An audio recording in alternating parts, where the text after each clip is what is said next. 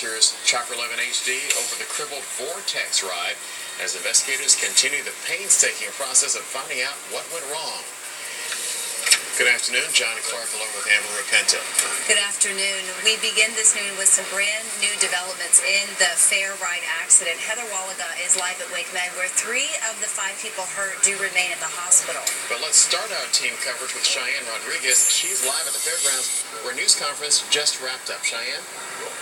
It did, and Amber and John, unfortunately, they really didn't have a whole lot of answers for us, for the public, in what happened in this ride yesterday. They did say that the Vortex had a problem on Monday night when a safety mechanism kicked into place, but they say when they inspected the ride, everything looked fine. So really, right now, they say they don't know what caused the accident.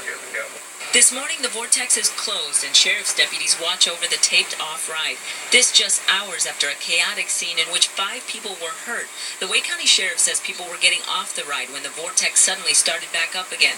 But today, there are still no answers as to what happened, whether the ride malfunctioned or if it was operator error. Officials with the Department of Labor were part of a news conference today. They say this Vortex ride was subcontracted to a company from Georgia called Family Attractions.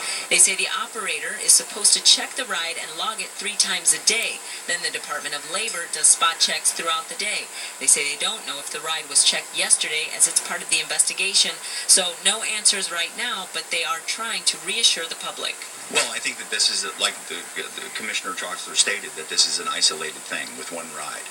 The rest of these rides are perfectly safe. They went through the same stringent inspection process as any other ride out here.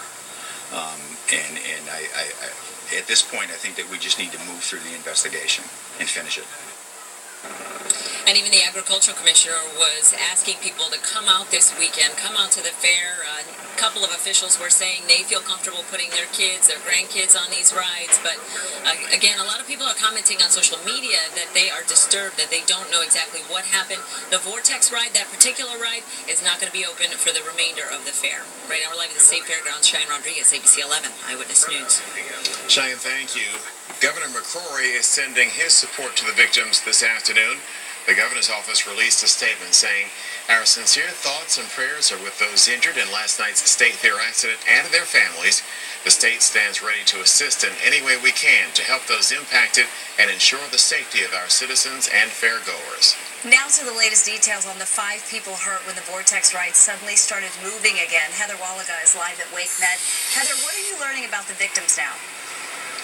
Well, Amber, WakeMed is telling us 2 have been released, 3 remain here at the hospital. Sheriff Donnie Harrison says he believes 1 is in critical condition, but WakeMed is not confirming that or the conditions of the other victims. There were 5 total, and we have learned 1 is the ride attendant. They range in ages from 14 to 39, and they have asked for privacy. They do not want their names released at this time. Here's how an eyewitness described the scene last night to ABC 11. He says he was getting off the Vortex ride when it spontaneously started. That's when he saw 2 younger victims fall. One of them, he says, was a boy. He was knocked unconscious but came to when EMS arrived. The eyewitness says he saw a young girl suffer a head injury and that another man, possibly the ride attendant, got up onto the ride about 20 feet and then fell on his side. That eyewitness describes the scene as people falling like dominoes. He says he rushed to their aid and then followed them back here to WakeMed to check on them. Again, 5 victims total, 2 have been released, 3 remain here at the hospital. EMS crew said they were able to get all of the victims off-site within 20 minutes. They say their emergency response plan worked perfectly. They're just sorry they had to use it. Amber? Live at WakeMed, Heather Wallaga, thank you for that. And if you are away from